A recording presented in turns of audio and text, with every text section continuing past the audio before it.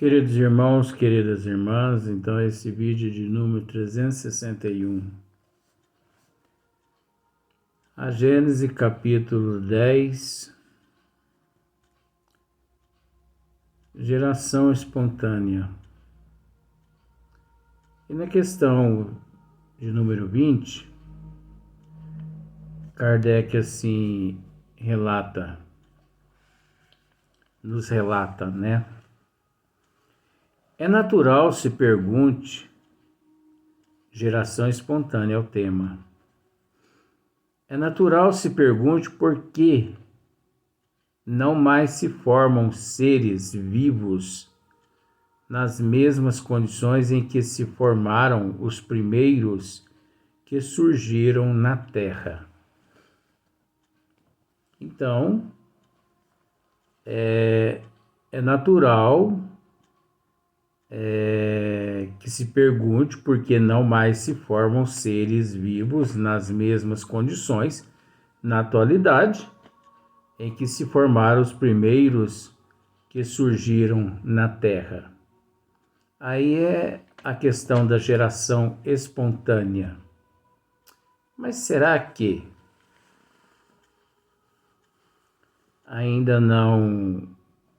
será que isso ainda não acontece? Será que a pobreza de espírito da humanidade é que não a faz raciocinar, que não a faz pensar? Ou também o nível evolutivo da humanidade, muitos fatores estão interligados. Sobre esse ponto, não pode deixar de lançar luz à questão da geração espontânea, que tanto preocupa a ciência, para você ver, que tanto preocupa a ciência, embora ainda esteja diversamente resolvida. Embora ainda esteja diversamente resolvida. Já está resolvida essa questão, mas isso é algo que, devido à pobreza das ciências aqui na Terra, é óbvio que eles ainda contestam o que a doutrina dos espíritos muito bem nos esclarece.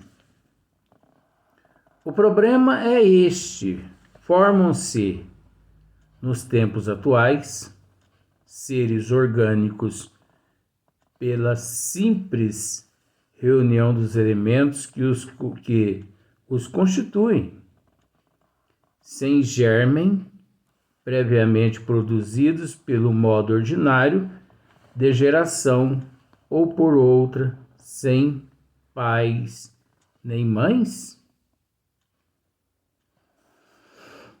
Os partidários da geração espontânea respondem afirmativamente. Os partidários respondem afirmativamente, apoiando-se em observações diretas que parecem concludentes. Pensam outros que todos os seres vivos se produzem uns pelos outros, firmados sobre o fato que a experiência comprova de que os germens de certas espécies vegetais e animais, mesmo dispersos, conservam latente vitalidade durante longo tempo, até que as circunstâncias lhes favoreçam a eclosão. Até que as circunstâncias lhes favoreçam a eclosão. Essa maneira de entender deixa sempre em aberto a questão da formação dos primeiros tipos de cada espécie. Então, deixa-se em aberto, né, a questão da formação dos primeiros tipos de cada espécie. A doutrina dos espíritos muito bem esclarece-nos a respeito da geração espontânea. E também, qualquer dúvida que as pessoas tiverem, recorram à Revista Espírita de 1800, eu acho que é a Revista Espírita do ano de 1868, isso, 1868, a página 201, Desenvolvimento da Teoria da Geração Espontânea. Sem discutir os dois sistemas, porque a gente percebe que aqui são dois sistemas debatendo, convém acentuar que o princípio da geração espontânea, evidentemente, só se pode aplicar aos seres das ordens mais ínfimas do reino vegetal e do reino animal. Aqueles em os quais a vida começa a despontar e cujo organismo, extremamente simples, é de certo modo rudimentar.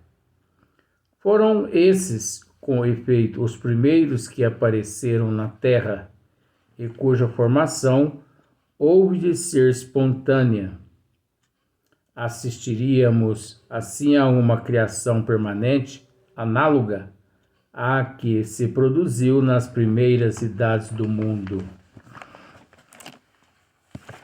Mas, então, por que não se formam da mesma maneira os seres de complexa organização? Que esses seres não existiram sempre. É fato positivo. Logo tiveram um começo. Se o musgo, né? Porque o musgo ele encontra-se na questão da complexa organização.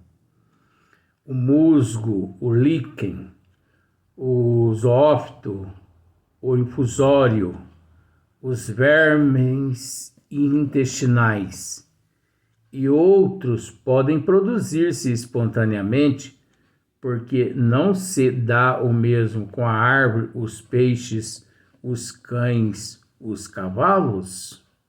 Então por quê? Se eles podem, por que os outros não podem? Param aí. Por enquanto, as investigações desaparecem. O fio condutor, e até que ele seja encontrado, fica aberto o campo às hipóteses. Fora, pois, imprudente e prematuro apresentar meros sistemas como verdades absolutas. Então, fora, pois, imprudente e prematuro apresentar meros sistemas como verdades absolutas. Se a geração espontânea é fato demonstrado por muito limitado que seja, não deixa de constituir um fato capital, um marco de natureza a indicar o caminho para novas observações. Sabe-se que os seres orgânicos complexos não se produzem dessa maneira, mas, quem sabe, como eles começaram? Quem sabe como os seres complexos começaram? É lógico que a doutrina dos espíritos, ela nos esclarece. Então, ela nos esclarece a respeito de tudo isso. Só aqueles que não têm acompanhado a Gênese desde o princípio, que vão, de certa forma, ter uma certa dificuldade para entender esse assunto. Mas aqueles que têm acompanhado não vai sentir dificuldade, não vai ter dificuldade nenhuma em entender, né? Porque aí está relacionado a um processo químico, ambiente, elementos. Então, é só acompanhando mesmo. Mas quem sabe como eles começaram? Quem conhece o segredo de todas as transformações? Quem conhece o segredo de todas as transformações? É óbvio que, se tratando-se da Terra, só Jesus e os arquitetos siderais. Aí você pode me dizer, mas Deus também, né, Luiz? Não vamos misturar Deus nessa questão, porque Deus está além de tudo isso. Isso aqui é um mero assunto que eu posso dizer para você. Isso aqui é tão insignificante, isso aqui, que nós não deveríamos nem envolver nem Jesus nessa questão aqui. Mas quem conhece o segredo de todas as transformações com relação à Terra, com relação a a transformação com relação a todos os elementos aqui da Terra? É óbvio que é Jesus e os arquitetos siderais também. Vendo o carvalho sair da grande, então nós sabemos que essa grande é uma bolota, né? É como se fosse, vamos pensar assim, um coco, né? Então você sabe que a grande é uma bolota. Então, quem conhece, vendo o carvalho sair da grande, quem pode afirmar que não exista um laço misterioso entre o pólipo e o elefante? Olha só para você ver. Aí, Kardec já nos transfere lá para a questão de número 25, porque lá ele nos esclarece um pouquinho melhor, porque olha só para você ver, um laço misterioso entre o pólipo e o elefante. É uma mudança química. Nada mais, nada menos do que uma transformação química. No estado atual dos nossos conhecimentos, olha só bem o esclarecimento. Não podemos estabelecer a teoria da geração espontânea permanente, senão como hipótese. Mas olha aqui o que ele complementa. Mas como hipótese provável, não é? E que um dia talvez tome lugar entre as verdades científicas incontestes. O que significa essa tome lugar entre as verdades científicas incontestes? Incontestável, né? Eles estão sempre contestando, não aceitando, né? Porque os sistemas, eles agem de uma forma assim, com uma ignorância tão grande, que foi necessário Kardec dizer isso aqui. Olha só para você ver. No estado atual dos nossos conhecimentos, né?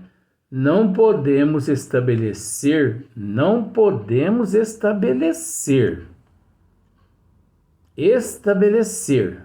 definir tudo, né? a teoria da geração espontânea permanente. Não podemos estabelecer,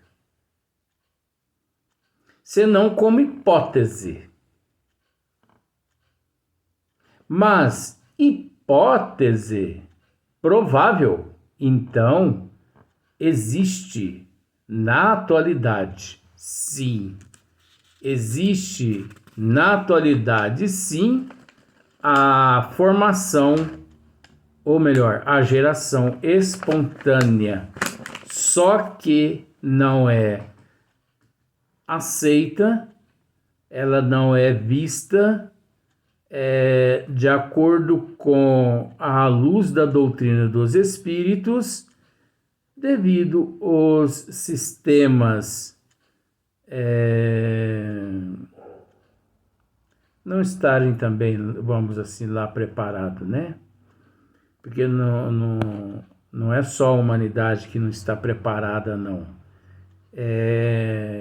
As ciências também, elas são muito úteis, mas em muitas questões elas deixam a desejar. Então, por isso que Kardec aqui esclarece, senão como hipótese, mas como hipótese provável, e que um dia talvez, lugar entre as verdades científicas incontestes. Quem sabe um dia, né? Quem sabe um dia, aqui na Terra, é lógico que isso vai acontecer. Quem sabe um dia, os cientistas que contestam a teoria da geração espontânea na atualidade, porque eles contestam que não existe a geração espontânea. Por vários processos, não é possível hoje a geração espontânea. Mas a doutrina dos espíritos, ela nos esclarece muito bem a respeito disso, né? Então, quem sabe um dia a ciência acorda e abraça aquilo que a doutrina dos espíritos, lá pelo ano de 1861, né? 1861, os bons espíritos, Kardec já deixou registrado nessa magnífica obra. Então, o próximo tema vai ser escala dos seres orgânicos.